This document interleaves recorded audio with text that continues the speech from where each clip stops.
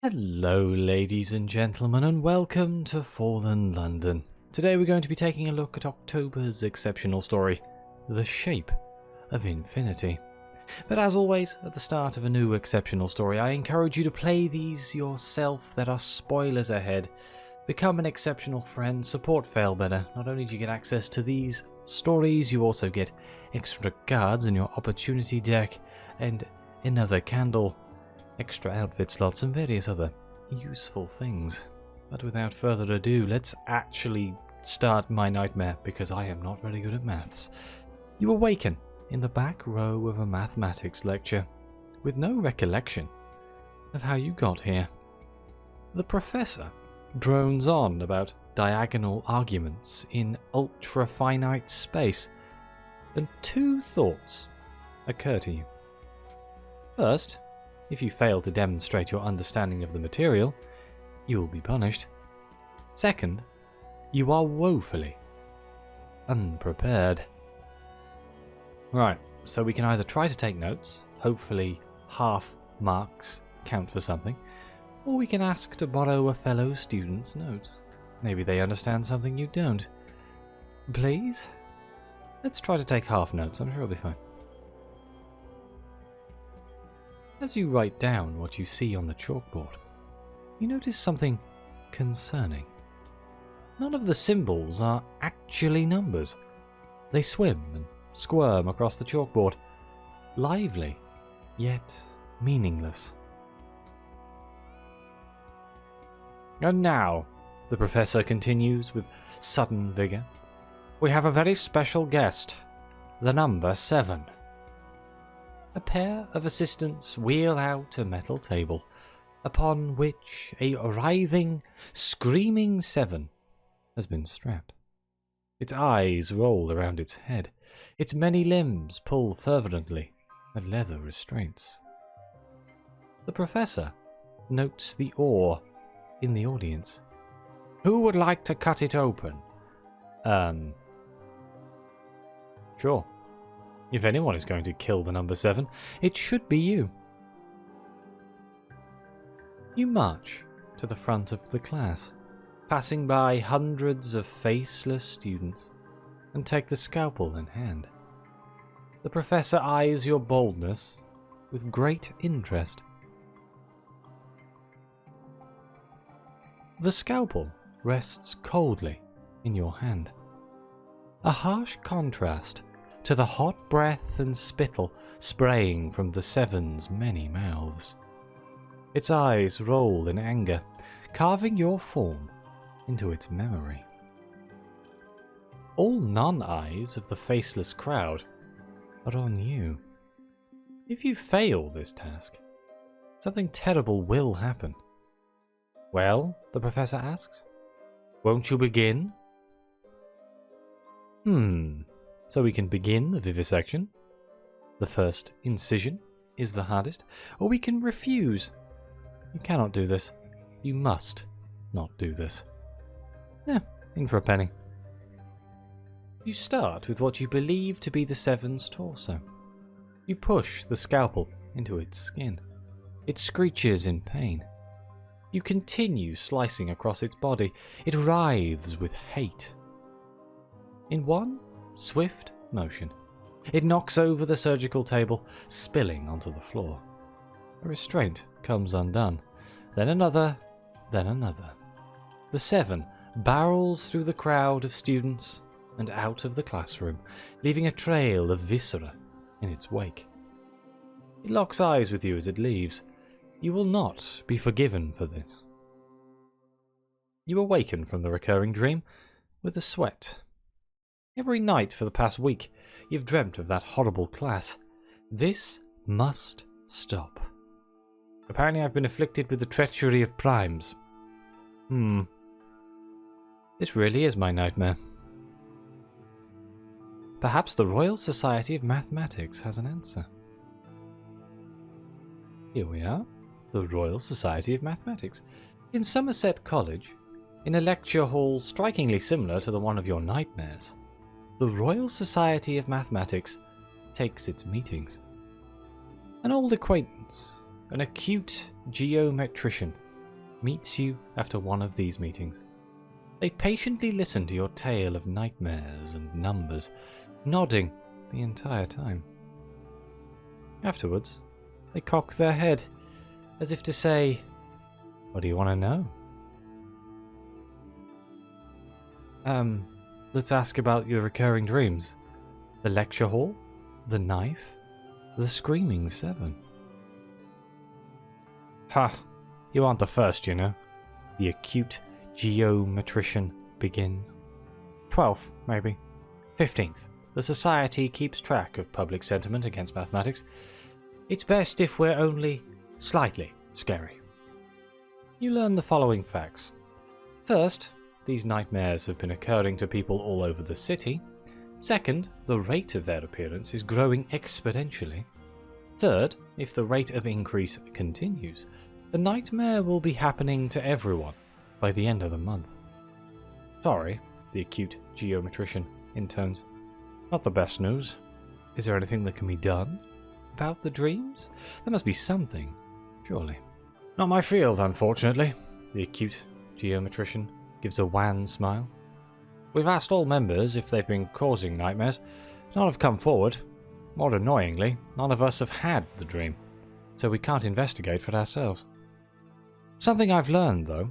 They glance both ways, then press something into your hand. If it's to do with dreams, it can only be solved in dreams. Interesting. Let's ask about any recent advances in mathematics. Perhaps anything about living numbers. The kind with teeth. Oh, you might enjoy this. The acute geometrician sifts through a pile of applications to the Royal Society, then pulls loose a paper by a tormented numericist. Hypothesis on Numerical Transcendence, a treatise for 5-dimensional thinking. They cackle. We get outsider applications for mathematical relevance every week, but this one, from a few years ago, is one of the worst. For this to be true, our basic understanding of addition would have to be wrong. They shrug, then put the paper down. But no, nothing with teeth.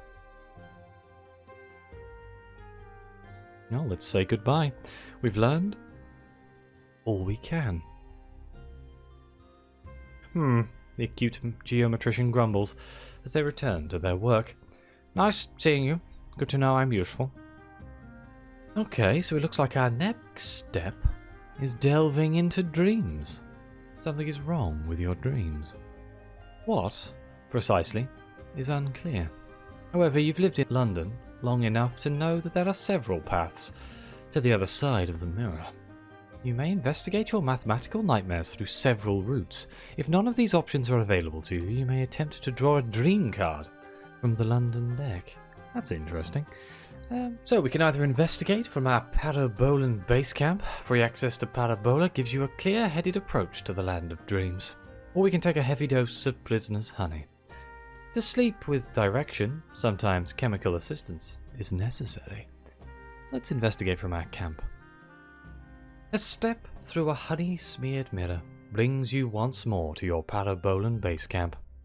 These numeric nightmares are strong. A few traces have even encroached on the border of your encampment. A flitting 9 catches your eye. A silver-winged little creature with multifaceted eyes. The 9 flies into the forest. You follow. You chase it between trees as the ground beneath you changes texture. 4s and 3s crunch underfoot like blades of grass. Eventually, you reach a clearing of numbers, and the 9 is nowhere to be found. The Numeric Wilds, oh my. You experience a strange double vision while gazing across the clearing. Each living thing, when observed, is promptly categorized by the mind as a number. A dizzying ontology emerges. This stinging gnat is the number 2. That tree is 4,928,435. Here, numbers are given life, and that life looks nothing like the symbols on a page. Across the clearing, you You see movement. Let's observe for a second something beautiful, something strange, something prime. You play with the ontology of numbers for a minute. Looking at a tree, understanding it as 284,090. Looking away, you think of the number 284,090, and the tree springs to your mind unbidden. A wild 84, galloping and braying, is chased by a 21 with sharp claws. The 21 catches it, and with a spray of blood, divides it. From the 84's corpse springs a 4, and the 21 saunters away with its newborn daughter. Clouds of winged 2s descend upon the remaining feast. Who could possibly dream like this? Who could possibly think like this? Let's investigate the movement. Who goes there? The shape in the distance starts running towards you. It coalesces into a lanky woman who, to your great relief, has no number. He shouts a warning as a much larger being emerges from the woods, the 6,203, a hulking, multi-headed beast with elephantine skin, charges toward the two of you. The 6,203 rushes forward, forward tentacles snorting with rage. Your new companion runs to the side, hoping to draw its attention, but all its head are pointed straight at you. In its eyes, pure fury. There is no escape, no hiding place. It means to kill you. Oh no! If you're to be killed by a rogue number, at least you'll go down swinging. We have a 4% chance of success because of my treachery of primes. Whoopsie daisy. I succeeded. There was a 4% chance. What were the... Okay. You brace yourself to face the multi-headed giant. You duck between its legs, gripping one of its 5 tentacles, and pull. Its momentum carries it forward, as you carry it back. It falls, rolls, hits a tree. Eventually it rights itself and shamefully returns to the forest. However, great an accomplishment that may have been, a queasy shudder runs down your spine. It's as though you were supposed to fail there, but somehow didn't. Before you may surmise what that means, your new companion returns. "Hello," she says, breath happily shaking. "Thank you for saving my life. Who are you?" I see. So we were supposed to fail, but we didn't. Interesting. The Transcendent Numericist. For the moment, the clearing is safe. Your new companion stands before you, a lanky woman with unkempt hair, face flushed from running. "I believe that the 6,203 will no longer be a problem. Thank you for, dealing with it." She smiles. "Who are you?" Well, let's introduce ourselves. Your name, your terms of address, your position in society. "Ah, nice to meet you, my lady." The Transcendent Numericist gives her name in return. "I'm a mathematician. This land is, my study. After much work, now it's finally complete. How did you get here?" Something in her name strikes you as familiar. She shares a surname with a tormented numericist mentioned by the acute geometrician. A brother, perhaps? Regardless, there is a manic look in her eye, as though she's never been more delighted to see another person. How long has she been here, alone?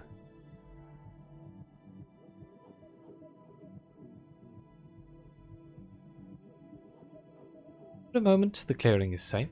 The Transcendent Numericist eyes the horizon far overhead. It is interesting how space curves here, no? I have a theory on that. No, I'll tell you later. How did you get here? Let's explain ourselves with curiosity, I think. The recurring dreams, the living numbers. All this came from her. We could explain ourselves with annoyance. The nightmares must stop now, but I'm curious.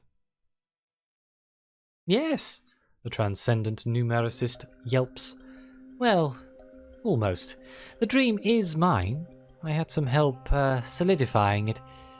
If I can complete my task, it will revolutionize the world of mathematics. Although the dream is somewhat more dangerous than I hoped. Something has the numbers acting far more violently than they should. Like many mathematicians, I tend to be consumed by my work. And she laughs at her own joke. Clearly you are capable, given you saved my life. The numericist glances at the trees flattened by the 6,203's retreat. Would you consider coming with me? There's a great voyage to be had, and I need protection. Money? A great voyage requires great compensation. I can pay you, I promise that, she smiled. Once my application to the Royal Society is accepted, there'll be no shortage of funds for payment. Of course, that will only happen after the job is complete. Can we end the dream? Surely there must be a way. The numericist respectfully declines. Even if I wish to do so, which I do not. I could not. The dream is set up so that I cannot end it until I reach my destination. I promise, though, that I will end the dream as soon as my task is complete. I hope that is enough. She smiles. Okay, where is the destination? Where would we be going on this great voyage? There. She points at an ever-shifting crystalline tower in the distance. The peak of infinity. From the very top of the tower, I will be able to see all of infinity at once. I will record its shape, and then the dream ends. It's a difficult path from what I understand. I have calculated a route, but induction is sometimes fallible here. The journey would be safer with two. Oh, and I promise that it will not actually take forever. The path itself is not infinite. I have made sure of that. She grins. My work cannot take forever, however fun that would be. Is this not all completely flawed by the fact that it's in Parabola, a world where the standard rules of life do not apply? Sure. A brief jaunt across infinity sounds interesting. At the very least.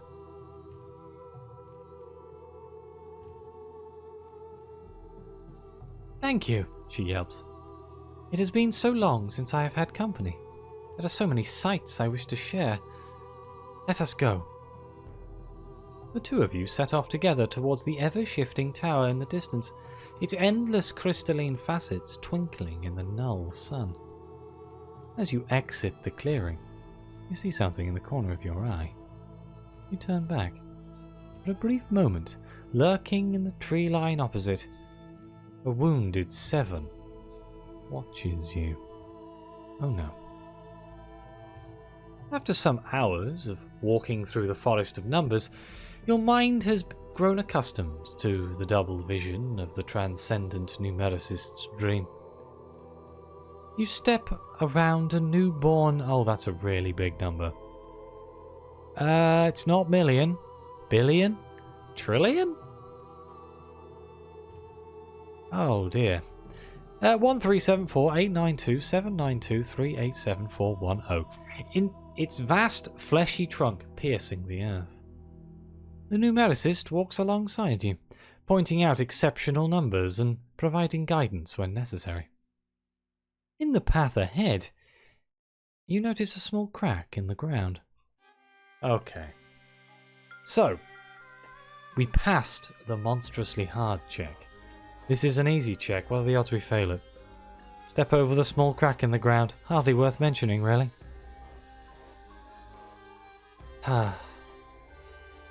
Your foot catches something hard as you step over the crack. You tumble, hitting the ground face first. Nothing is hurt but your pride. Still, that's the second unlikely event to happen today. What is happening? The numericist looks at you sideways as you pull yourself back up. She crouches down, worms her hand into the crack and pulls out a tiny, clacking 97. Its carapaced fingers wingling angrily. Her eyes shine with delight. This is what tripped you, yes? Think I have a theory. All right. If it saves you further from embarrassment, it may be worth it. Between that ravenous 6,203 earlier and this tricky 97, I think there's something wrong with the prime numbers of this dream. They are angrier than they should be.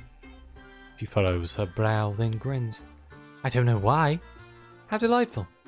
But perhaps we should be careful when around them. So, skill checks affected by the treachery of primes work differently from normal skill checks. If they have a prime number chance to succeed, they will instantly fail. Otherwise, they will always succeed. Oh no.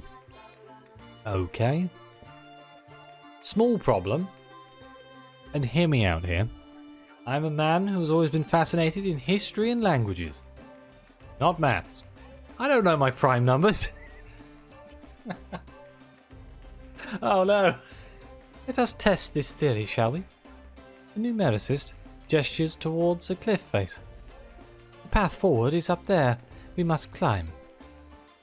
You see two paths to the top of your position. They split apart one another halfway to the top.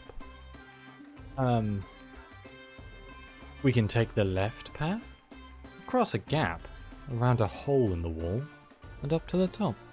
We can take the right path, between two boulders, under a false ledge, and up to the top. So, 2 is a prime number, but 1 isn't? Is that where we're going with this? If I pick the 1, we should pass. Ow. Oh wait, 61's a prime number. Oh god. My brain went, it's just the last number. No, it's the whole number, you moron. Okay, you make it to the halfway point easily. Leap to the left across the gap and continue climbing. However, as you pass the hole in the wall, a 61 lunges its heads out and snaps at you. It misses, but you lose your grip on the wall and tumble to the earth below. You have fallen afoul of the treachery of primes. Ow. So, 52 isn't a prime number. You clamber upwards, reaching the top of the cliff with relative ease. The numericist follows you at a reduced pace, breath puffing as she moves. Along the other path, the 61 flies out of its cave, head snapping like turtles. Prime, the numericist huffs as she reaches the top, pointing at the 61. Prime number, right choice. Good work. She flops on the ground. The numericist sits up and looks around. Atop the cliff, above the canopies of the tallest tree, you finally have a proper view of the land ahead and the sky above. Ahead is a desolate plain. Square numbers nudge rocks into fractal patterns with their heavy claws. Fields of hissing sixes rustle in a non-existent breeze. Above, silvery clouds part to show a great zero sun sinking towards the parabolic horizon. Time to set up camp. Let's look back. You've seen what lies ahead. What lies behind? The oddest of numbers, so overwhelming from the ground, appears still from here. 68 hoot mournful calls at one another from the treetops. A gargantuan 4,230 pushes through foliage, unbothered by a cloud of stinging twos. Something more pressing. At the bottom of the cliff, a 7 is pacing. A path of blood from the forest. A gash across its chest. It looks up at you. Starting to regret attacking that 7, you know. Let's set up camp. It's not safe to travel the Numeric Wilds at night, the numericist says. It's not difficult to find flat ground for your tent. It's more difficult to find a location that won't be bothered by the molish 81s pushing rocks around the landscape.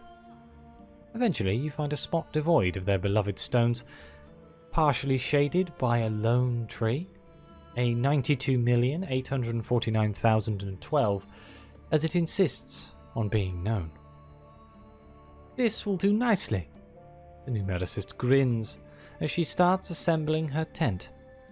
I wonder what patterns the squares will have made come morning.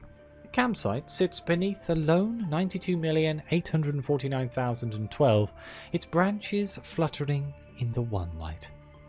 The occasional 81 approaches the edge of your camp looking for stones to arrange, but they all leave quickly.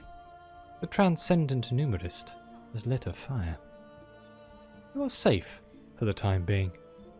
That is time to rest. Okay, so we can converse with the numericist. Surely she holds some secrets. You enter the numericist's tent, a small structure with very little room to stand.